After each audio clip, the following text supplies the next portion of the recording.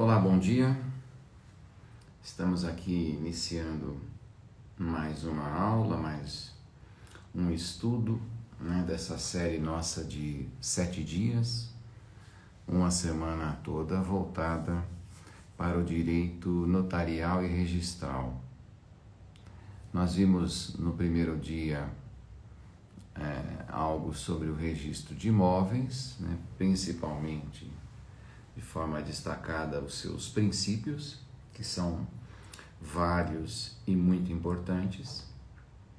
Também vimos notariado, o tabelionato de notas, com vários aspectos também importantes para esse trabalho, para a atuação dessa especialidade. Vimos depois o tabelionato de protestos, uma aula que especialmente eu gosto porque procura apresentar e dizer todas as possibilidades que o protesto tem. Ele é bastante utilizado, ele tem crescido, mas ele ainda pode se desenvolver mais.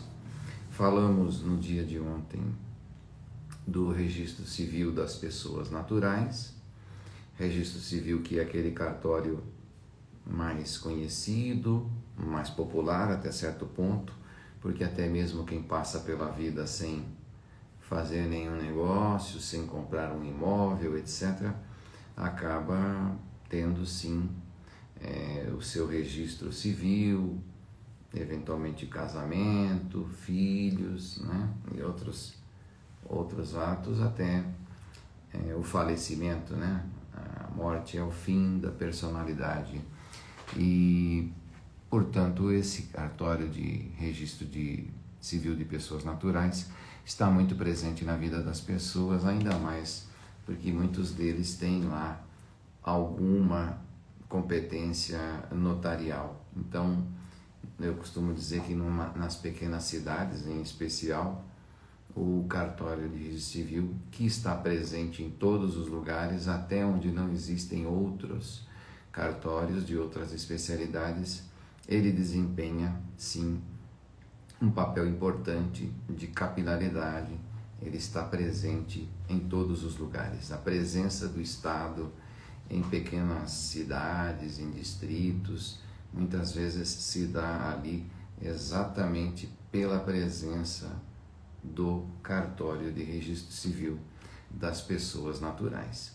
Então, depois dessa pequena passagem, digamos assim, com importantes informações a respeito dessas especialidades, nós deixamos de lado nesta semana, porque não dá para numa semana tratar tudo, deixamos de lado o RTD e o RCPJ, o Registro das Pessoas Jurídicas e o Título de Documentos, não porque eles não tenham importância em absoluto, claro que tem, mas eles são, bem da verdade, normalmente um pouco menos exigidos nos concursos, mas eu priorizei falar de outros. Agora vamos tratar de outros aspectos, mas isso não quer dizer que eu queira insinuar que não é necessária a aprendizagem, o estudo, a dedicação ao RTD e ao RCPJ, tá bom?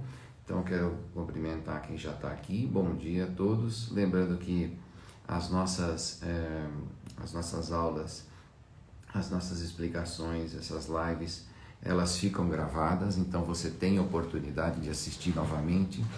Ontem parece que no finalzinho da aula ficou mudo o som, então eu queria dizer que eu recomendo você pegar um gravadorzinho digital, ligar a aula num computador ou no celular, enfim, um dispositivo que saia o som, e aí você conecta um cabo onde entraria o microfone, a outra ponta do cabo você conecta na saída do som, onde você colocaria um fone de ouvido. Com isso, você não precisa nem ficar assistindo a aula, você só bota para tocar, ele vai gravando, não com esse cabinho extremamente acessível, não há possibilidade de ser gravado som ambiente, Então, se for num local de trabalho, durante o dia que você está lá, enfim, ele vai tocando, ele vai gravando aquela aula, e aí você converte, digamos assim, o som e a imagem para só o som. E com esse som, você pode depois o quê? Você pode ouvir essa aula várias vezes. Eu estou falando isso para as minhas aulas, mas por óbvio que essa possibilidade ou essa vantagem de você gravar e ter outras aulas, ela serve para qualquer matéria. Então, eu insisto que a repetição, ela ajuda na fixação do conteúdo. Uma aula, pelo menos uma revisão, no mínimo, ela deve ter. Ouvir aquilo de novo, mais uma vez você ter esse contato com o assunto para que fixe. Você consegue aprender uma música, digamos assim, ouvindo só uma vez? Ouvindo uma vez você pode gostar da música, mas aprender a letra, saber cantar, entender o que a mensagem está passando, é muito difícil numa aula só. Então, faça essa repetição, que ela é muito importante. Essa é uma das dicas que eu sempre faço para as pessoas. Eu tenho repetido aqui porque são vídeos diferentes, quem já escutou tenha paciência, que as outras pessoas às vezes ouvem uma aula e não outra, e fica de qualquer forma repetido, também falando várias vezes. Quem sabe uma hora eu te consigo convencer a respeito da utilidade e da necessidade, da vantagem que é termos a repetição das aulas, né? Tem que ouvir várias vezes. Vamos lá. Temos aí hoje, já que nós falamos das várias especialidades, hoje nós vamos falar um pouco, vou fazer uma alteraçãozinha aqui para apoiar melhor no meu computador. Hoje nós vamos falar um pouco da lei geral de todas as especialidades, ou seja, nós vamos falar da lei dos notários e dos registradores. Sim, porque sabemos todos nós que a atividade notarial e registral, que há muito tempo se desenvolve no Brasil e entre os outros países, ela na atualidade tem previsão constitucional. Essa previsão foi estabelecida na nossa Constituição atual, no artigo 236. Poucas são as profissões que têm base constitucional, mas sim a profissão dos notários, né, dos registradores, dos delegatários em geral, ela tem essa previsão constitucional, e como serviço público que essa atividade ela tem a sua regulação, né? Na administração pública, as coisas de uma maneira geral dependem sempre de lei, né? Para que aquela atividade administrativa seja desenvolvida de forma vinculada ao texto legal. E sabemos que existem normas que dependem de regulamentação. O artigo 236, ele não é diferente, ele dependeu de uma regulamentação, né? Toda norma constitucional tem uma determinada eficácia, ainda que mais limitada, mais contida, mas é preciso dizer que havia necessidade. E vamos dar uma faladinha rápida no texto constitucional, 236 lá. Os serviços notariais e de registro são exercidos em caráter privado, então vejam, não é um serviço público, mas a sua execução, o seu exercício se dá de forma privada. Por delegação do poder público. Então, está dizendo que o poder público não exerce pessoalmente. Os tabelionatos, os registros, não devem ser oficiais, como até não muito tempo ocorria em alguns estados, em particular a Bahia. Ele tem que ser delegado, a execução é feita por particulares. E diz aí, a lei regulará as atividades, disciplinará a responsabilidade civil e criminal dos notários, dos oficiais de registros e de seus prepostos, e definirá a fiscalização de seus atos pelo Poder Judiciário. Então, o poder que regula a atividade extrajudicial é o Judiciário, e aqui já está dizendo logo de saída, Vai ser por delegação, de forma privada, e vai ter essa fiscalização do Poder Judiciário, dependendo de lei regulamentadora. E aí vem o parágrafo 2º dizendo: lei federal estabelecerá normas gerais para a fixação de emolumentos relativos aos atos praticados pelos serviços notariais e de registros. E nós temos já uma lei a respeito disso. Temos aí agora o parágrafo 3º dizendo: o ingresso na atividade notarial e de registro depende de concurso público, que é um dos focos nosso aqui, e também de provas e títulos, olha só, não se permitindo que qualquer serventia fique vaga, sem abertura de concurso de provimento ou de remoção por mais de 6 meses. Então, a leitura parou aqui, são poucas regras, mas estabelece vários princípios. Execução e exercício particular, é uma delegação do poder público, depende de norma regulamentadora da responsabilidade e do funcionamento em geral, é preciso ter uma lei geral de emolumentos, e também o ingresso ele é feito por concurso de provas e títulos, e eles já colocaram aqui uma espécie de tempo de carência para não ficar demorando, dizendo que não deve ficar mais de 6 meses sem aberto um cartório, sem que seja instaurado um concurso para o seu preenchimento. Bom, agora vamos analisar, dita essa introdução, propriamente as regras da Lei 8935 de 94. Veja, a Constituição ela é de 88. Aí, evidentemente, quando ela foi criada, quando foi promulgada, eram vários os assuntos que dependiam de regulamentação. Havia um monte de coisas que precisavam ser regulamentadas pelos parlamentares. E entre elas a função da atividade notarial e registral.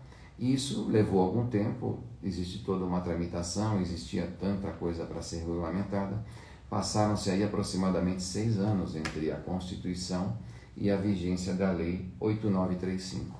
E, finalmente, ela foi editada, foi promulgada, e vamos analisar hoje os principais aspectos dessa lei e da atividade notarial e registral, até porque praticamente não existe concurso que, sobretudo numa primeira fase, não costume exigir alguma questão referente a 8935. É uma lei básica, essencial, de conhecimento geral, obrigatório, mesmo em seus detalhes.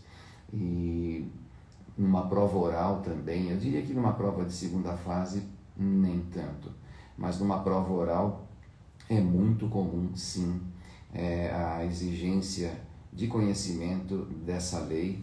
Olá, Macir, isso se exige, e eu diria até que o desconhecimento dessa lei causa uma má impressão junto aos examinadores. Então, é de conhecimento obrigatório essa lei, ok? Então, vamos lá. Vamos comentar os artigos principais, não todos, não é? E o artigo 1º, ele logo começa dizendo, olha lá, os serviços notariais e de registro são os de organização técnica e administrativa destinados a garantir publicidade, autenticidade, segurança e eficácia dos atos jurídicos. Olha só, publicidade, autenticidade, segurança e eficácia. Tem gente que até coloca uma coisa para lembrar, e é o tal de PASE, seria uma sigla, publicidade, autenticidade, segurança e eficácia. Não é raro a gente na hora esquecer um ou outro, e é só esquecimento, porque não é desconhecimento. Eu examinei candidatos recentes e com um pouquinho de paciência eles acabam se lembrando quando não dizem de pronto todos eles. Mas o PASE ajuda a lembrar. E que segurança é essa? Ela não está aqui com o sobrenome, mas ela tem um sobrenome que foi omitido. Segurança jurídica. Uma das principais finalidades dos registros públicos, das notas, é propiciar a quem utiliza de seus serviços exatamente o que? Segurança jurídica.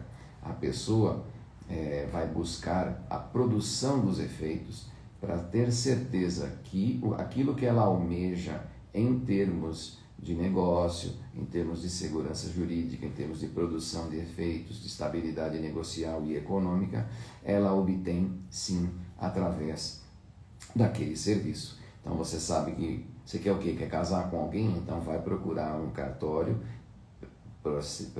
preenche os requisitos, faz lá a habilitação, é marcada a data, faz uma celebração, tem lá as testemunhas, etc. e tal, é feita aquela solenidade toda e é feito o registro, e o registro depois é estampado em uma certidão. Todos os efeitos que alguém procura obter com um casamento, vai obter dessa maneira. Tem a possibilidade de escolher o regime de bens, etc. e tal, enfim. Então, você tem a segurança de que seguindo aquele roteiro você consegue. Então, você vai fazer uma escritura, você vai levar a escritura a registro e vai se tornar proprietário do imóvel, se esse é o seu objetivo. Então, publicidade, nós temos falado bastante disso, autenticidade, segurança e eficácia dos negócios jurídicos. Esses são os objetivos. E só para quem acha que, mas isso é básico, né? Está me falando aqui publicidade, bom, está na lei, e eu digo para vocês, na minha prova aqui no Paraná, em que fui aprovado e onde eu escolhi o cartório, na minha prova oral, esse artigo me foi exigido. Eu tive que falar a respeito desses requisitos todos, dessa finalidade dos cartórios extrajudiciais. Quem me perguntou foi a própria examinadora, que era, não me lembro agora, mas notária ou registradora. Então tá lá, foi uma das primeiras perguntas, né, em que ela me formulou, e tive êxito. E eu até confesso que eu não lembrei inicialmente de um dos itens, mas depois eu na hora fiquei até surpreso, eu achei a pergunta tão básica, mas ela foi formulada. Bom, vamos para o artigo 3º. Eu já falei aqui dos nomes, né, das profissões. Se diz notário ou tabelião, são expressões sinônimas para o tabelionato de notas e para o tabelionato de protestos. Pode ser chamado de notário ou de tabelião, tanto faz. E os registradores podem ser chamados de registradores ou oficiais de registro, ou simplesmente oficiais. Então, a gente tem que saber essa designação, né? E o oficial daquele tabelionato lá, ele é tão chato. Não, como é que você vai chamar de oficial alguém do tabelionato? O tabelionato ou é tabelião ou é notário. Então, muitas pessoas, até com cultura jurídica, se embananam, se equivocam, se erram. Onde está a regra que diz qual é a denominação? Exatamente no artigo 3º. Bom, mas dito isso, o que eu quero dizer é o seguinte, o notário, tabelião, oficial, registro ou registrador são profissionais do direito. O que significa? Que o profissional de direito, ele goza o quê? Da independência do jurídica, da liberdade para analisar e aplicar as regras jurídicas. E isso você vê repetido, estamos falando do artigo 3º, no artigo 28 da mesma lei. Lá diz no artigo 28, os notários e oficiais de registro gozam de independência no exercício de suas atribuições. O que é independência? Não quer dizer que ele não tem que seguir ninguém, não tem que seguir nada. Mas quando ele analisa, quando ele age na atividade dele, é ele e o entendimento jurídico das normas jurídicas, das leis, da Constituição, dos regulamentos. A interpretação que ele fizer está feita e é a que vai prevalecer até que haja alguma alteração, alguma mudança. Então, o registrador analisa um título e ele vê, pela análise que faz, que aquele título não comporta registro. Vai ficar o título sem ser registrado pelas razões que ele fundamentadamente apresentará, a menos que alguém preencha aqueles requisitos exigidos ou então formule dê início a um procedimento de dúvida esta que será levada ao juiz e que vai então decidir, determinando que seja feito o registro ou não.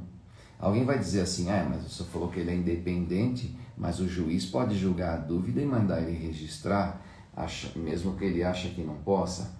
Sim, é essa estruturação. Existe um segundo grau para análise daquilo que cabe ser feito pelo juiz. Mas eu pergunto, o juiz também não toma decisões e essas decisões podem ser eventualmente apreciadas pelo tribunal?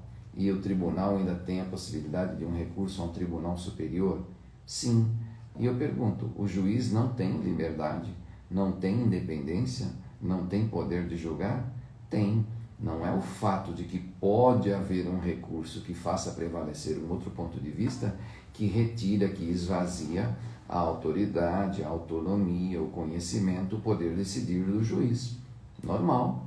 Não vejo nenhum juiz se sentir diminuído, digamos assim, porque existe o tribunal para eventualmente rever, e só rever quando é provocado normalmente, ok? Então, eu queria dizer a vocês que há sim independência jurídica desses profissionais, e essa independência faz com que, normalmente, pelas decisões jurídicas que toma, não haja o que? Responsabilidade civil, porque não é nenhum ato ilícito, vamos assim, contrariar, indeferir, fazer alguma coisa que alguém não gosta. É algo dentro das suas atribuições, isso é importante. Se isso faz parte da sua independência, do seu direito dentro da sua profissão, não constitui ato ilícito e não gera direito de indenizar.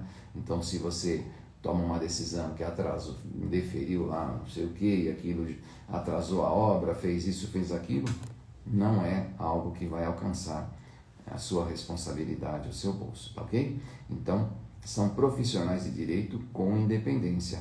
E note que ele recebe esse trabalho, isso por uma delegação outorgada por concurso. E note, para que ele exerça, então, de forma privada. E é uma delegação muito sui generis, porque ela só é concedida a uma pessoa física. Isso não é o usual, né? Normalmente você tem aí uma concessão, algum tipo de delegação, é feita uma concorrência para explorar uma concessão, etc. e tal, mas normalmente isso é feito por pessoas jurídicas, não é? E você tem o que fazer, exercer essa atividade sempre de forma pessoal, através da pessoa física. Só que, claro, vai ter para isso também outros, digamos assim, outras pessoas que vão te ajudar. Não há nenhum problema de que você, digamos assim, possa ter pessoas para te ajudar. É impossível fazer o serviço sozinho, mas a delegação é sua, a responsabilidade, inclusive, do que essas pessoas fazem é sua, e isso tudo é de natureza pessoal, é uma delegação pessoal. Por isso que não é correto a pessoa às vezes assumir um cartório e largar esse cartório na mão das pessoas. Não quer dizer que ele tem que estar lá todo dia, não quer dizer que tem que fazer todos os atos, mas é preciso o quê? Que a pessoa se responsabilize e tenha o comando, a direção técnica, a organização administrativa daquele cartório e as decisões jurídicas que ele precisa tomar. Uma pessoa escreve aqui que tinha que fazer uma ata notarial e o delegatário se recusou a fazer por algum motivo, não sei se tinha coisas lá no imóvel, etc. e tal. Veja bem, isso é da independência de cada um. Eu não vou dizer se eu faria ou se eu não faria se eu fosse o delegatário. Talvez fizesse, até mesmo para constatar a presença dos objetos. Mas o que cabe é solicitar essa recusa por escrito, isso já tratamos aqui. Pode haver recusa? Pode, mas ela tem que ser escrita, fundamentada, não só de boca, e evidentemente que você vai poder levar aquilo para ser apreciado por um juiz. Havendo mais que um tabelionato no lugar, pode procurar um outro. Se aquele foi o tabelionato que se recusou, eu acho que deve levar aquela recusa para o juiz, se não para forçar o tabelião a fazer, que eu disse que isso em tese não pode, mas então para permitir excepcionalmente que talvez um tabelião de outro lugar vá lá e faça a mesma constatação.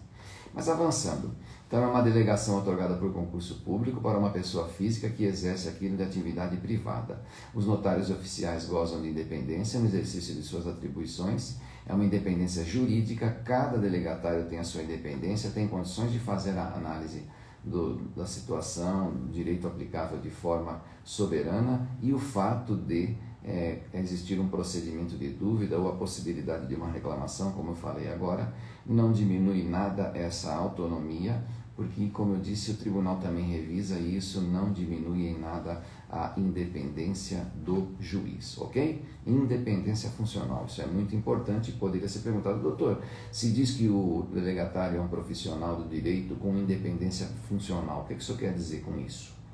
O juiz manda ou não manda no delegatário? Veja quanta coisa pode ser falada, essa questão da responsabilidade, etc. e tal. Ou a decisão dele é final, tem que ser fundamentada, mas pode ter algum tipo de recurso, enfim. Vamos lá. Artigo 4º, os serviços notariais de registro serão prestados de modo eficiente e adequado. Veja, eficiência é um dos princípios da administração pública. E quem titulariza uma serventia presta um serviço cuja titularidade, esse serviço pertence ao Estado, que ele exerce por delegação. Então, os princípios da administração pública devem ser observados também pelo delegatário, ainda que ele exerça essa função de natureza privada. Então, ele tem que buscar eficiência, ele tem que buscar adequação, tem que buscar prestar um bom atendimento, tem que buscar dar a satisfação para os seus usuários. Isso é feito em dias e horários estabelecidos pelo juízo competente, mas nós já vimos que os cartórios devem todos eles funcionar para o público ao menos 6 horas. Isso foi objeto de pergunta aqui no Paraná. Lembrando que, como vimos ontem, que o RCPN tem um horário mais estendido e pode até trabalhar no final de semana, pelo regime de plantão, Peculiaridades locais nessa horário de funcionamento vão ser analisadas pelo juiz, que pode estabelecer uma portaria, e eu na outra aula até falei, um cartório que está na praia, ele precisa funcionar de sábado para atender melhor as pessoas que vão para lá no fim de semana. A lei também diz que é preciso segurança para o arquivamento dos livros e documentos. Sim, como é que eu vou poder registrar se eu não tiver aquilo na minha documentação, nos meus livros, nas minhas notas? E os livros estão sujeitos a riscos, a problemas. Pode um cartório sofrer um incêndio, pode um cartório sofrer uma inundação, problema que inclusive está ocorrendo em várias regiões do Brasil, Falam aí tanto no estado da Bahia, no norte de Minas Gerais. Pois então, isso não pode acontecer num cartório. Eu pessoalmente recebi até num grupo aí fotografias de um cartório que estava lá totalmente debaixo d'água. E isso acarreta danos. Então vai precisar recuperar. Hoje temos muito a digitalização. Então aquilo que está ali físico normalmente tem uma reprodução digital. E a lei fala que essa reprodução deve ficar não só ali, mas também em outro local, ou colocado na nuvem, etc. Tudo de maneira a você ter uma segurança maior, maior garantia de que até mesmo na ocorrência de uma catástrofe dessas possa ser recuperada a informação, os dados, os registros, para propiciar a segurança que daquilo se espera, ok? Então tem que proteger, tem que ter um alarme, tem que estar trancado, de repente ter um cofre e também essa proteção digital, tudo isso com acesso ao público, com facilidade de acesso, como sabemos, aliás, normalmente até os juízes verificam se existe uma acessibilidade até mesmo para pessoas portadoras de algum tipo de deficiência. Então lembra, pelo menos 6 horas, até quando a gente estudou o tabelionato de protestos, a lei específica do protestos, que é a lei 9492 de 97, ela repete também essa questão do horário de 6 horas, é o horário mínimo, ok? O registro civil nós já vimos, ele pode ser aos sábados, domingos, feriados e por sistema de plantão. Por isso que para ele aquela regra da lei dos registros públicos que diz que não pode ser feito os registros em dias que não são úteis, isso não vale, nós vimos, para o RCPN. Vamos lá. O artigo 5º menciona também, eu não vou falar todos os artigos, mas eu estou procurando seguir a sequência. Quais são esses profissionais do direito? Olha, pessoal, eu mencionei até hoje, nós temos os oficiais de registro de imóveis, os tabeliães de notas, os tabeliães de protesto, os oficiais de registro civil de pessoas naturais e também os oficiais de registro de ditos documentos e os oficiais de registros de pessoas jurídicas. Normalmente são juntos estes, as mesmas atribuições, ou no mesmo lugar. Agora, ainda há outros dois que são mencionados nesse artigo 5º e que não são assim muito frequentes, não são muito vistos. E isso foi objeto de pergunta também no Paraná. São os tabeliães e oficiais de registro de contratos marítimos. Existem poucos no Brasil, mas existem sim. Cartórios para registro de contratos marítimos. Normalmente isso não costuma ser exigido, mas numa prova oral, como eu acabei de falar, foi. Então, além desses clássicos 5 ou 6 que a gente lembra meio que de cabeça, você pega até as normas, elas seguem essas especialidades, também temos, isso é bom lembrar, o cartório de contratos marítimos, parece que há um no Rio de Janeiro, outro mais em outro lugar, são muito poucos. E também existem os oficiais de registro de distribuição. Então esses dois são raros, mas parece que de distribuição, só me engano, existe um no Ceará, eu não estou bem certo. São bastante raros, mas eles existem, eles estão previstos na lei. Então, se perguntarem quais são os delegatários previstos na 8935, você vai lembrar desses todos que eu falei: RI, RTD, RCPN, RCPJ, e também vai lembrar do tabelionato de protestos e tabelionato de notas. Mas nem sempre lembra, e olá João, bom dia, nem sempre se lembra do que?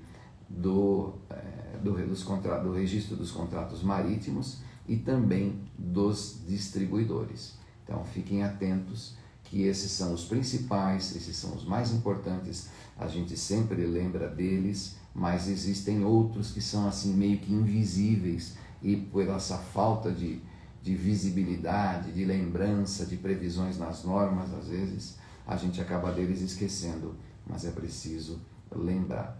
Nós estudamos, eu vou falar agora bem rapidamente, a competência do tabelião. Nós vamos agora nesse ponto só relembrar, por isso que eu vou ser rápido. O que compete aos notários fazer? E é preciso, estamos falando de uma função pública, não é um empregado público, não é um funcionário público, mas a função do tabelião, do registrador, exercida de modo privado, sem dúvida, ela é uma função pública. Então, para você tem que ter competência, né? Lembre-se dos elementos administrativos, um deles é que exista competência. Então, veja só, o que compete ao tabelião de notas? Formalizar juridicamente a vontade das partes, já falamos aqui, ele vai lá, faz as escrituras dos negócios que as pessoas querem fazer, intervir nos atos e negócios jurídicos que as partes devam ou queiram dar forma legal ou autenticidade, autorizando a redação ou redigindo instrumentos adequados, conservando os originais documentos e cópias fidedignas de seu conteúdo e, finalmente, autenticando fatos. Então, tudo isso é o dia a dia do notário. E aí diz ainda 8935, no parágrafo 7º, um pouco detalhadamente como é que isso se desenvolve, como é que essa competência é exercida, que é lavrando escrituras e procurações, já falamos, né?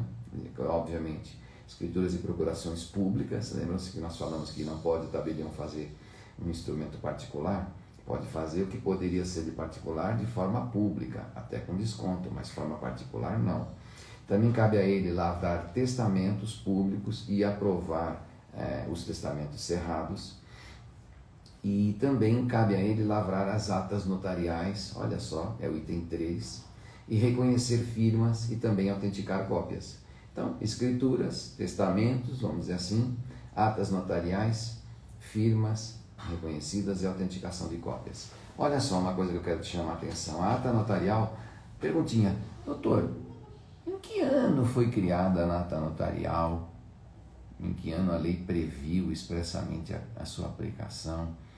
Ou em que lei que a ata notarial está prevista? Algo assim. Olá, professor, fato. Muitos tendem a dizer, olha, a ata notarial surgiu com o novo CPC de 2015. Olha, realmente eu não vou negar que o novo CPC deu mais popularidade e publicidade à ata notarial. Isso é inegável. Mas, por quê? Porque o CPC ele é conhecido pela generalidade das pessoas. A 8935 ela é conhecida por pessoas mais entendidas, mais especializadas, mais voltadas para o direito notarial e registral. E isso não ocorre com a generalidade das pessoas. Você estudou processo civil na faculdade? Sim. Você estudou direito notarial e registral na faculdade? Não. Pelo menos esse é o meu caso. Então, como é que você vai ter conhecimento de uma coisa que estava numa lei menos conhecida? Mas a ata notarial, ela não nasceu em 2015. Pelo menos nós devemos ver a ata notarial já em 94, porque está aqui, lavrar atas notariais. Isso é função do tabelião, privativa dele. Então, quem falar 2015 não está dando uma resposta adequada, não seria o novo CPC, ok? Sobre ata notarial, há um excelente livro a respeito desse tema, que é bastante conhecido, do professor Paulo Geiger e do seu substituto Leonardo, né? São duas pessoas capacitadíssimas, você vai encontrar aí livro deles, me fale agora o sobrenome do Leonardo, que me perdoe, mas são capacitadíssimos, queridíssimos, e é um livro excelente para quem quiser se aprofundar em ata notarial, ok? E também diz assim, nós falamos do tabelionato, olha, é facultado aos tabeliões de notas fazer, isso está na lei, parágrafo único, gestões, diligências necessárias convenientes ao preparo dos atos notariais, requerendo o que couber, sem ônus maiores aos emolumentos devidos pelo ato. Então, pode um tabelião fazer diligências, tomar providências para preparar isso? Leonardo Rodrigues, Felipe Leonardo Rodrigues. Me colocar aqui a linha, é o nome completo do grandioso substituto do Paulo Roberto Geiger, né? Do 26º Tabelionato de São Paulo. Mas vejam só, então os tabeliães eles podem fazer essas diligências preparatórias dos atos. E nessas diligências, se despesas existirem, elas poderão ser cobradas adicionalmente aos emolumentos. Claro que essa cobrança é limitada ao efetivo custo dela. Não é o tabelião um despachante que por isso cobra honorários, não. Mas ele pode, vamos assim, ajudar e colaborar com o seu cliente para que o ato possa ser feito. Então, às vezes o cliente, muito ocupado, ou de pouca cultura, ou que mora longe, não sei, né, não precisa algum documento da Receita Federal. Ele vai lá na Receita Federal, o tabelião, que às vezes nem é na cidadezinha que mora, pode ser em outra. Para isso ele pode sair sim da sua cidade para atos preparatórios. Ele vai lá na Receita Federal, ele vai lá num outro cartório de imóveis onde está a certidão, não sei o que lá, não sei o que, enfim, arrecada, enfim, providencia todos aqueles documentos, tudo que é necessário para que o ato possa ser feito. Só que o ato vai ter que ser feito no tabelionato dele, e é lá que a pessoa, o cliente, vai se deslocar. Mas para fazer diligências ele pode. Poderia ser uma pergunta, doutor, o tabelião nunca pode sair da sua cidade, ele é um refém, ele está ali quase como uma tornozeleira, não vou dizer eletrônica, mas jurídica, não pode atravessar a divisa para nada? Pode, por exemplo, para praticar esses atos preparatórios, ok? Agora, os clientes é que tem que vir ao tabelionato. É evidente que eu estou falando isso em termos tradicionais e clássicos, né? Dentro da cidade ele pode se locomover por assinaturas, etc. e tal. E também temos agora o provimento 100, que ampliou muito essa possibilidade, esse acesso de quem está fora pelo ambiente digital, ok? Só pode cobrar o custo. E diz o artigo 8º, nós já falamos, vamos ser rápidos, que é livre a escolha do tabelião de notas, qualquer que seja o domicílio das partes e o lugar da situação dos bens. Doutor, me responda, pode um tabelião de Brasília atender uma pessoa do Rio de Janeiro e uma de São Paulo para vender um imóvel da Bahia pessoalmente? Sim, desde que esse encontro pessoal se dê no tabelionato, não tem nenhum problema. Okay? Ele não pode sair de Brasília para esses outros estados aí para fazer a prática do ato. Okay? Então, essa possibilidade de fazer digamos assim, para pessoas que estão longe ou para um imóvel que está longe, isso vai depender do preenchimento, do enquadramento, das regras do provimento 100 do CNJ, ok? Que ao que parece foi perguntado na prova recente de Santa Catarina, escrita, realizada agora no fim de semana. Então veja só, o tabelionato de notas, ele não pode sair, mas ele pode atender pessoas de fora e também tratar de imóveis distantes. E o tabelião de notas, já falamos, não pode praticar atos fora do município para o qual recebeu a delegação. Ele sair do município não pode, mas fazer uma escritura referente a um negócio que ocorre no outro município, o imóvel do outro município, isso não tem nenhum problema. Ele não pode sair, salvo para essas diligências preliminares, mas todos podem acorrer a ele. Em tese, poderia, falando só em tese, é claro, um único cartório fazer, vamos falar assim, praticamente todas as escrituras, não falei ata notarial, tá? Todas as escrituras do Brasil. Estou falando em teoria, se todo mundo for lá. Você imagina o tamanho da fila, né? Mas enfim, é só para reforçar a ideia de que realmente essa coisa doida de um só atender todo mundo, em tese seria possível se todos fossem lá, ok? Então ele não pode sair para fazer as coisas fora, salvo os atos preparatórios, mas os clientes podem ir lá para serem atendidos pessoalmente ou nos termos do provimento 100, em que esse acesso se dá de forma digital. Rapidamente, artigo 11, nós estudamos protesto, vamos até dar uma recapitulada. E aqui diz, aos tabeliões de protestos compete privativamente. O que compete? Nós estudamos, está valendo como uma revisão isso aqui. Ó. Protocolar imediatamente os documentos de dívida, lembra da rapidez que gira o protesto? Para a prova do descumprimento da obrigação. Intimar os devedores dos títulos para aceitá-los, devolvê-los ou pagá-los, sob pena de protesto. Nós vimos esses vários motivos do protesto. Também receber o pagamento dos títulos protocolizados dando quitação. Isso daí é uma das coisas que acontece, com o pagamento o protesto não é feito. Lavrar o protesto registrando no livro próprio ou de forma eletrônica. Acatar o pedido de desistência, lembra? Na hora da desistência é uma das horas que recebe os emolumentos, que no protesto são diferidos. Quando ocorre o pagamento, que impede o protesto, também é outro momento em que os emolumentos são cobrados, porque são diferidos.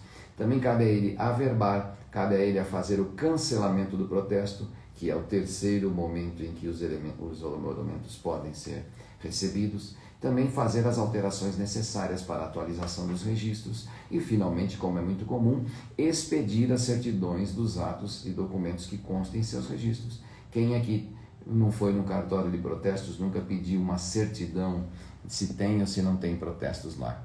Nós veremos os requisitos para alguém assumir uma delegação e um deles está a idoneidade. E uma das maneiras da prova dessa idoneidade é mostrar que a pessoa cumpre com as suas obrigações, paga as suas dívidas. E isso é feito, entre outras maneiras, com a certidão do cartório de protestos, ok? Avançando, estamos rapidinho porque tem coisas aqui que são só revisões, né? Vamos lá. Os oficiais de registros de imóveis, diz aí, de títulos e documentos civis e de pessoas jurídicas, e os civis de pessoas naturais e de interdição de tutelas. Então, eu estou lendo rápido, mas foram mencionados aqui os 4 oficiais que a gente conhece, RTD, RI, RCPN e RCPJ. O que diz aqui? Compete a eles a prática dos atos relacionados na legislação pertinente aos registros públicos. Tudo bem, então eles vão fazer os atos nos registros públicos. E eu falei ontem que a lei de registros públicos se aplica aos registradores. Os notários precisam dela conhecer, mas não aplica-se diretamente a eles. Bom, então eles aplicam a legislação dos registros públicos, de que são incumbidos, agora olha o ponto, ó, independentemente de prévia distribuição. Eu falei que tem distribuição para o protesto, isso foi objeto de pergunta no Paraná, lembram-se? Igualitária, quantitativa e qualitativa. Veja como as coisas vão todas se engrenando. Quando eu falo agora da parte geral de todas as especialidades, as características delas vão se encaixando. Agora, não há distribuição, pelo menos não obrigatória pela lei, para os registradores. E assim é porque eles não podem ser escolhidos, não é? E também porque eles têm uma competência territorial definida. Digamos que a distribuição se faz Não aquela distribuição por sorteio, igualitária, bonitinha, um para você, um para mim, um para você, um para mim, não. A distribuição ela já é feita previamente pelo território. Se o imóvel é do cartório número 1, é lá que vai ser registrado. Se o imóvel está localizado na circunscrição do cartório número 2, é lá que vai ser registrado e ponto. Já o tabelionato de protestos não tem essa divisão. Já o tabelionato de notas, mesmo existindo vários na mesma cidade, não há feita uma divisão territorial entre eles. Existe um território comum aos dois, mas não uma divisão dentro desse território para um ou para outro. Se está ficando claro, manda esse coraçãozinho aí parecendo bolinha de sabão, para eu entender que a coisa está sendo compreendida. Independente de prévia distribuição, mas sujeitos oficiais de registros imóveis e civis das pessoas naturais às normas que definirem suas circunscrições. Então, circunscrição geográfica sempre vai ter que ser observada. Eu tenho que dizer que no caso de São Paulo, na capital, são 10 cartórios, salvo engano, de registro de títulos e documentos e de pessoas jurídicas, e lá foi criada uma central de distribuidora de títulos. Se você procurar, tem site CDT, Central Distribuidora de Títulos, e acho que também funciona como uma central eletrônica dos cartórios de títulos e documentos e pessoas jurídicas. Mas não há obrigação legal disso ser dividido. Foi uma criação deles, um entendimento deles, uma unanimidade deles. Até parece, salvo engano, que a certa altura, não sei, trocou o oficial lá, teve um concurso ou sei lá o que, ou interpretando essa regra, um oficial quis meio que romper com essa distribuição e falou, não, eu vou batalhar como um tabelião faz, para ter mais clientes que os outros, vou prestar um serviço melhor, mais rápido, etc e tal, e não quero essa divisão igualitária. Não sei qual foi o desfecho, acho que não houve êxito nessa tentativa dele querer acabar com a distribuição, porque até hoje está lá essa distribuição de títulos, mas não é inerente ao RTD, não está previsto na lei que os títulos sejam distribuídos. Então, se alguém pergunta, doutor, tem distribuição para registrador? Não, não tem distribuição para registrador. A distribuição existe para o protestador, para o tabelião de protestos. Para os registros, o que temos são divisões territoriais, ok? Avançando um pouquinho mais, não podemos tardar. Quais são? Eu falei que ia dizer dos requisitos para alguém se tornar delegatário. Eles estão previstos na lei, vamos falar agora. Artigo 14. O que precisa ficar para nós? Eu perguntei isso na prova do Paraná. Então, olha, acho que foi o dia que eu mais falei. Isso foi perguntado, eu perguntei isso. Isso foi perguntado, eu perguntei isso. Vamos lá, presta atenção. Isso só comprova que a Lei 8935 não tem como ser ignorada. Não interessa para qual estado você vai prestar um concurso, não interessa que especialidade você mais gosta, que está pensando, que não sei o que lá. 8935 tem que saber. E acredito, tem umas pessoas que me ajudam com o Instagram, não sei mexer direito com ele, mas eu pedi que eles fizessem uma postagem indicando um livro para estudar 8935. E eu vou mencionar esse livro aqui que eu sei de cor. Chama-se A Regulação da Função Notarial e de Registro. Quem é o autor do livro? Ele se chama Luiz Paulo Aliende Ribeiro. Não sei se existe, foram feitas novas edições, como é que está a atualização disso, mas esse livro originalmente foi editado pela Saraiva. Então quem quiser se aprofundar na 8935, tem esse livro. Ele é um desembargador, fez parte da Corregedoria, do CNJ, meu colega lá no Tribunal de Justiça de São Paulo. Eu entrei no concurso 153 e ele entrou no concurso seguinte, que é o concurso 154. Então, ó, Luiz Paulo Aliende Ribeiro, A Regulação da Função Notarial e Registral. Você lendo aquilo sai doutor em 8935. Ah, mas eu só vou entender essa lei lendo esse livro? Não, é claro que não.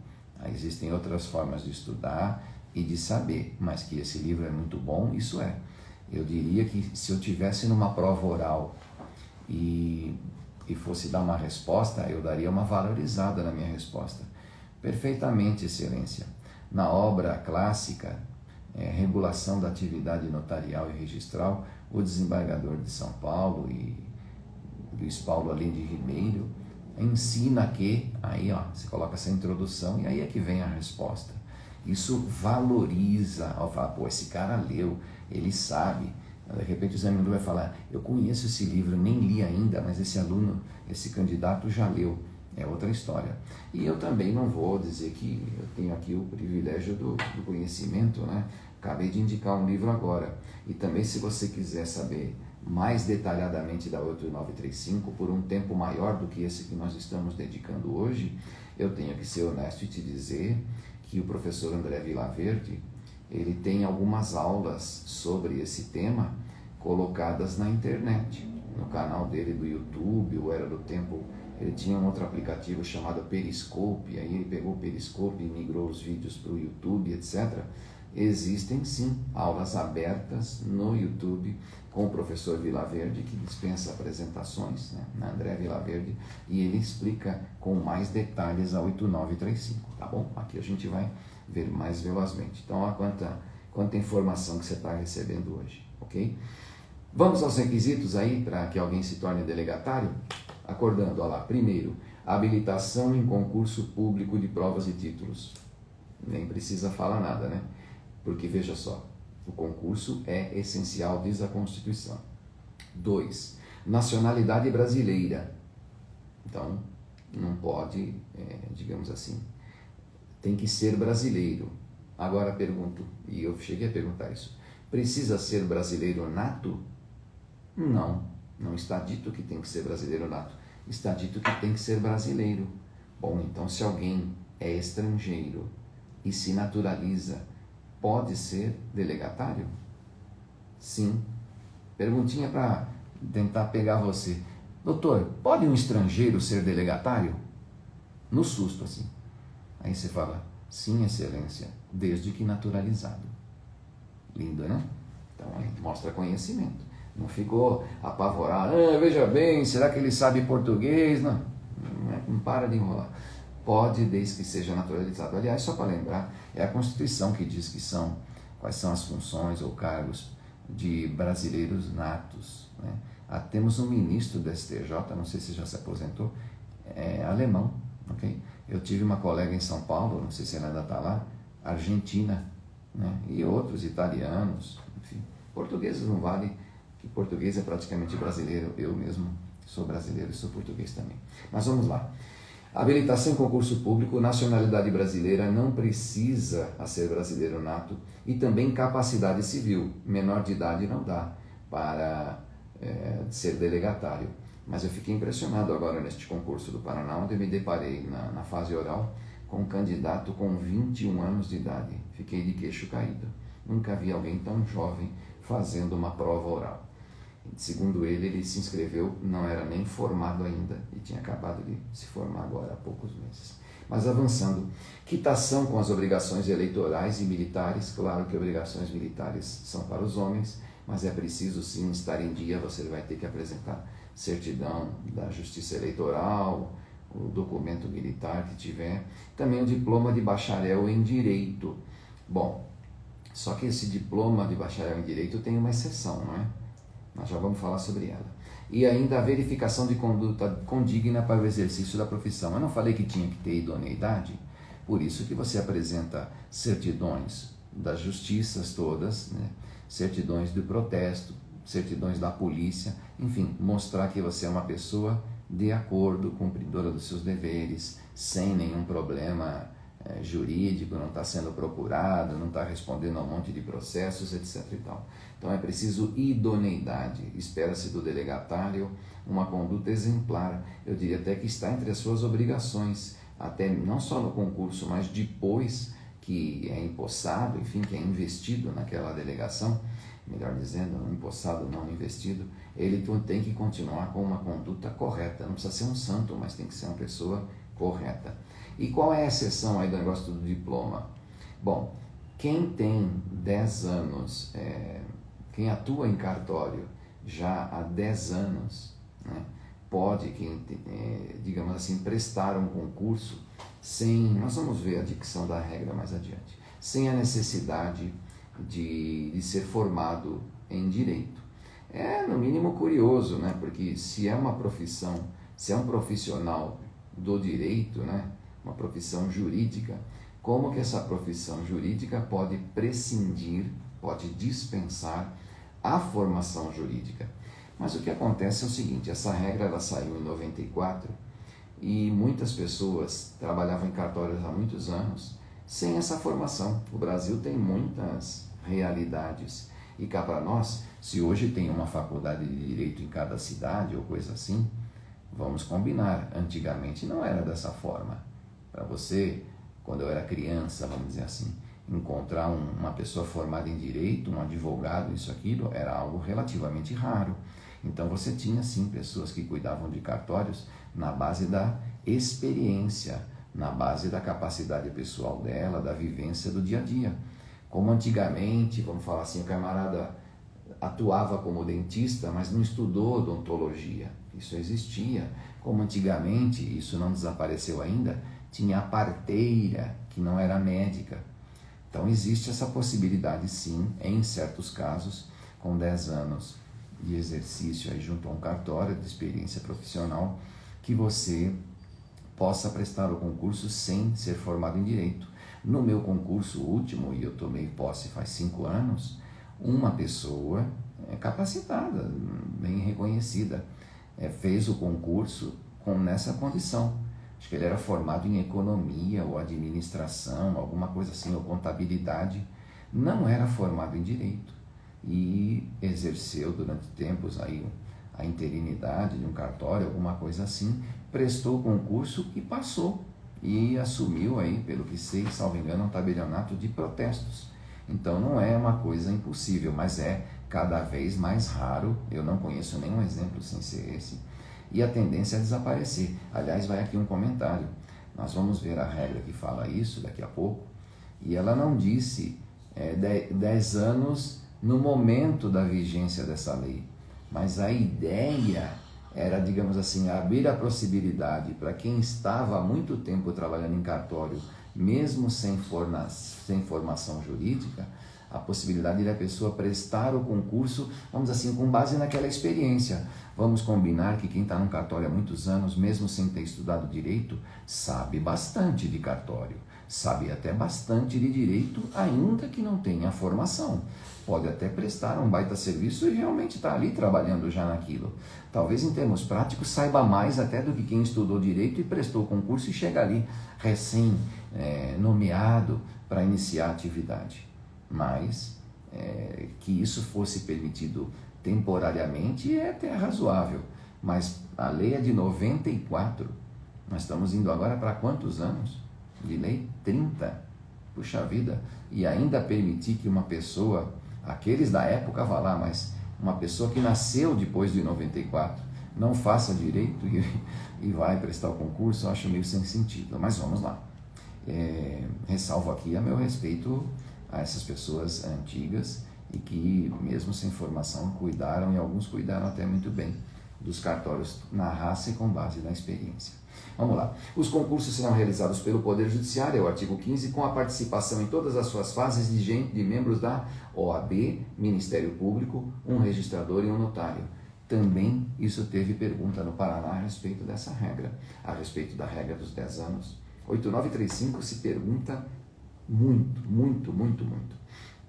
Eu conheci o autor do livro que eu indiquei e ele falou, quem vai para uma prova sem saber 8935, esquece. A chance de perder questões é muito grande. Mas vamos lá. Por que tem essa participação de outras pessoas se aquilo é organizado e fiscalizado pelo Poder Judiciário? Bom, primeiro que sempre dá uma ideia de transparência. Olha, está aqui o concurso aberto, tem outras pessoas de fora, nós não temos nada a esconder. Então, não que pese alguma suspeita sobre a justiça, ao contrário, a gente presume sempre a honestidade, mas como diz, não basta ser honesto, né? Tem que parecer ser honesto. Então, quando você abre a composição de um concurso para pessoas de fora, você, digamos assim, abre as portas, abre as janelas. Não tem aquela regra do casamento que diz que quando o casamento é feito numa casa particular, ela tem que estar de portas abertas. Você já viu essa regra? Dá uma olhadinha lá no Código Civil. Pois bem, no concurso também, o concurso se faz com portas abertas. Você vai lá, assiste a prova, assiste o exame, alguns até tem imagens na internet, etc e tal, e tem pessoas de fora da justiça participando. MP, advogado, registrador e tabelião. A minha participação no concurso do Paraná, em alguns dias apenas, foi na condição de um examinador, né, fazendo arguições na área dos registros, né? Então isso dá transparência e no caso dos profissionais da área, eu diria que melhora a capacidade de você verificar se o candidato está não ou apto para exercício daquela profissão, porque nada como um profissional, né, para poder examinar alguém que está se candidatando, vamos falar, aquela vaga. Então a gente ajuda também em termos qualitativos. Acho que todos fazem um trabalho importante, os juízes, os promotores, os advogados e os registradores. E todos eles vão ali dar suas notas para compor a média final do candidato, ok? Aqui está a regrinha que eu queria falar. O parágrafo 2º, ao concurso público poderão concorrer candidatos não bacharéis em direito que tenham completado até a data da primeira publicação do edital do concurso de provas e títulos 10 anos de exercício em serviço notarial ou de registro. É isso, 10 anos de serviço num cartório. Essa regra, infelizmente, não colocou que, digamos assim, deveria ser ao tempo da publicação da lei. Então, mesmo já passado tanto tempo, ainda é possível, em tese, você ter esses profissionais assim. Agora, é claro, né, é difícil, por mais que essa pessoa seja experimentada e tenha a prática do direito, é muito difícil alguém sem a formação jurídica conseguir êxito, né? Eu admiro quem consegue num concurso de cartório, porque o questionamento ele é todo eminentemente jurídico e às vezes são questões extremamente difíceis. O meu estilo de perguntas são de perguntas um pouco mais tranquilas, mais fáceis. Eu gosto de perguntar aquilo que a pessoa sabe ou que ela tem que saber, não perguntar aquilo que ela não sabe, né? Você chega uma pessoa e pergunta assim, o que é uma hipoteca reversa? Dureza, hein? Vamos perguntar o que é uma hipoteca, no que ela se diferencia da alienação fiduciária, etc e tal. Mas vamos avançando. As vagas, olha lá, são preenchidas alternativamente, 2/3 por provas e títulos e 1/3 por remoção. Também foi perguntado isso. Existem 2 critérios para alguém assumir a titularidade num concurso. Ele tem o critério do provimento e tem o critério da remoção. As vagas mais numerosas são as do provimento, 2/3, 66%, vamos dizer assim. E as da remoção, ou seja, para quem já é delegatário, são apenas 1/3. Poxa, mas podia ser 100%? Calma, quando alguém preenche aquelas da remoção, ele sai do cartório que está, então automaticamente já abrem novos cartórios para o concurso seguinte. E o que acontece? Existe algum critério para dizer se é provimento ou se é remoção, né? Isso é um pouco aleatório, mas tem assim uma regra. Você pega as delegações vagas e faz uma ordem cronológica dessas delegações, de quando elas vagaram. A primeira delegação vagou no dia tal, a segunda no dia tal, então coloca uma ordem cronológica como se fosse uma listinha de aniversário, vamos dizer assim. E aí começa. Duas provimento, uma remoção, 2 provimento, uma remoção, 2 provimento, uma remoção. É uma forma, digamos assim, aleatória, como se fosse de um sorteio, de dizer qual que é a provimento e qual é a remoção. Então uma pergunta, doutor, 2/3 e 1/3, mas como é que isso é escolhido? Como é que isso é feito? É aleatório? Eu mesmo prestei um concurso em Minas Gerais, foi o que eu passei com a melhor classificação. Os cartórios bons estavam praticamente todos na remoção. Eu fiquei chateado com isso, porque eu não concorri na remoção, eu concorri no provimento. Então, mesmo tendo passado com uma classificação excelente, foi 7º lugar, acabei não conseguindo escolher, porque não havia 7 cartórios no provimento que fossem assim interessantes, rentáveis para as minhas expectativas. É claro que para quem não tivesse aposentado como desembargador, etc., um cartório um pouco mais modesto poderia ser excelente, mas para mim não valia a pena, tinha que ser uma coisa que valesse um pouquinho mais. Então vamos lá. Para estabelecer aí o critério, toma-se a data de vacância da titularidade. E se tiver empate, as duas vagaram no mesmo dia, a data da criação do serviço. Qual foi criado antes, né? Qual foi o cartório inaugurado antes ou inaugurado depois, aí você vai ter a definição do critério. Vamos avançar. Então é feita uma ordem cronológica e aí tem duas provimento, uma remoção, duas provimento e uma remoção, ok? Aquelas que são vagas, aquelas que ficam vagas, está um pouco ruidoso aqui, aquelas que ficam vagas só um instantinho que eu vou pedir um silênciozinho aqui.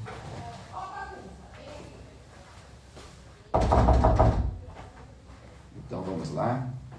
Você sabe que quem tem cachorro em casa, às vezes o cachorro faz bagunça, né, instiga o dono a falar com ele, aí a coisa fica complicada, mas estamos de volta, ok? Então veja só, o concurso de remoção somente admite quem já é delegatário. Mas só isso? Basta ser delegatário? Não, precisa ser delegatário há pelo menos 2 anos.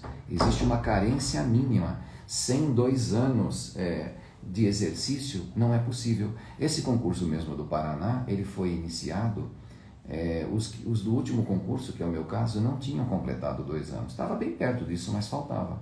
Então, me era impossível prestar esse concurso no critério de remoção. E eu realmente não concorri, nem na remoção e nem no provimento. Poderia ter prestado no provimento. Então, é preciso que uma experiência.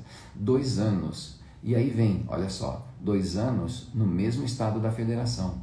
Pergunta, doutor, uma pessoa que acabou de assumir uma delegação, abre um concurso de novo, pode já prestar? Vamos supor, o senhor é aprovado agora. Aí o senhor veio a delegatário e vem um concurso seguinte daqui a 1 ano. O senhor já pode concorrer na remoção? Resposta, não. Não pode. Na remoção não é possível. Precisa ter 2 anos de exercício. E tem que ser no mesmo estado. Como é que é? Se você está em Goiás, como delegatário há 2 anos, olá Rizzi, há 2 anos, você não pode prestar um concurso em Minas Gerais, olha que é perto, em Minas e Goiás, na remoção, porque se entende que, digamos assim, essa abertura para você fazer apenas a remoção é dentro daquele estado para onde você prestou o concurso. É preciso dizer que no começo isso não era tão claro, tão evidente, na verdade a lei não diz isso expressamente. E em São Paulo, quando foram feitos os primeiros concursos, o concurso número 1 e o concurso número 2, eu vou dizer para você, eles admitiram sim que pessoas de outros estados fossem prestar em São Paulo na remoção, né? Pegando, digamos assim, o tempo de cartório que elas tinham fora de São Paulo. Mas a partir do 3º concurso foi mudado o entendimento e foi definido que para você prestar na remoção, você tem que ter 2 anos naquela unidade da federação. Pessoas de fora não, tá bom? Então tem esse aspecto até histórico. Doutor, pode ser do mesmo estado?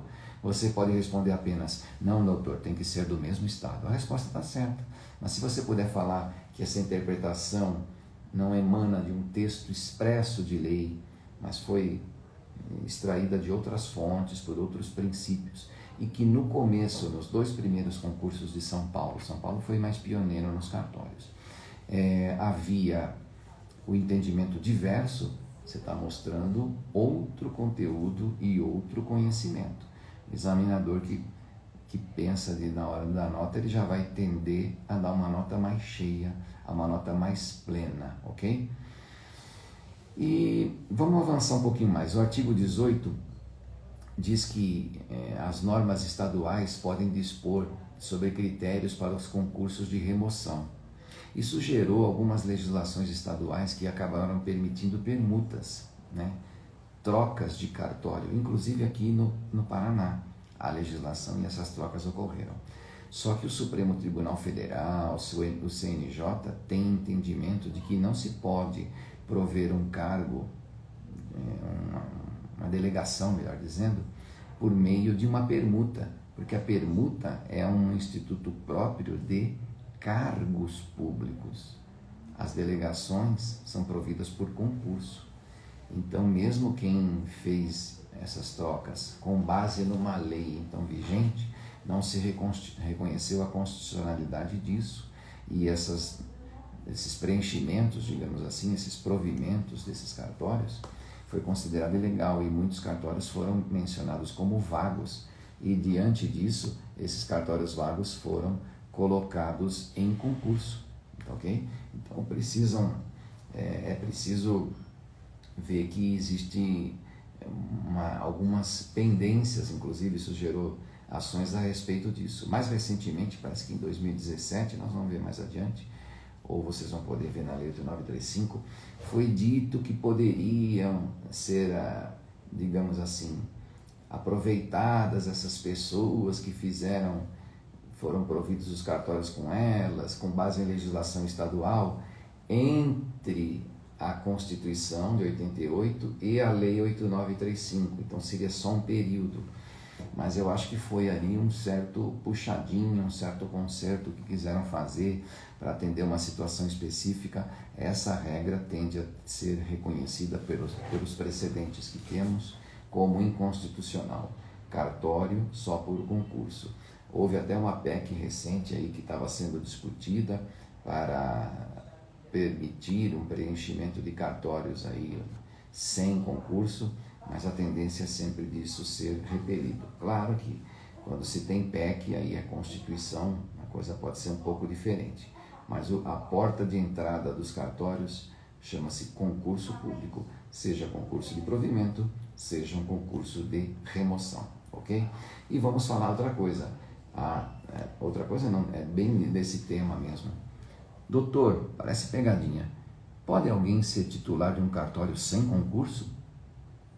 Pelo que eu falei até aqui, você ia responder que não. Pode, desde que a pessoa já esteja à frente desse cartório desde antes da Constituição. Diz aqui a Lei 8935, aos que ingressaram por concurso, nos termos do artigo... Peraí, eu me confundi a regra, mas eu já vou adiantar, o que eu ia falar agora não se aplica, me perdão.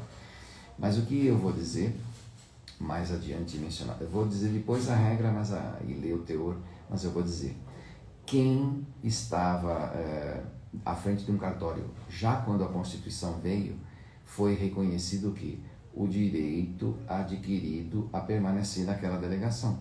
Então, se a pessoa não prestou um concurso, mas já estava lá antes, quando o concurso se tornou obrigatório, ela não vai ser tirada de lá, ok? E existem sim pessoas que em 88, já estamos indo para quase 35 anos, não é isso? 34 então, que estão no cartório há todo esse tempo.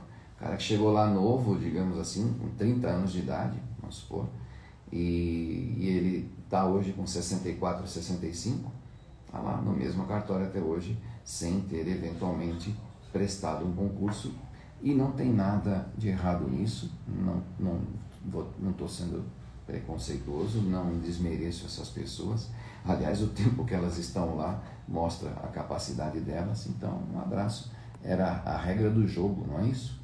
Não precisava antes, não precisava, precisa agora, precisa, ok? Vamos lá. Eu falei que o delegatário exerce a sua função em caráter ali pessoal, né?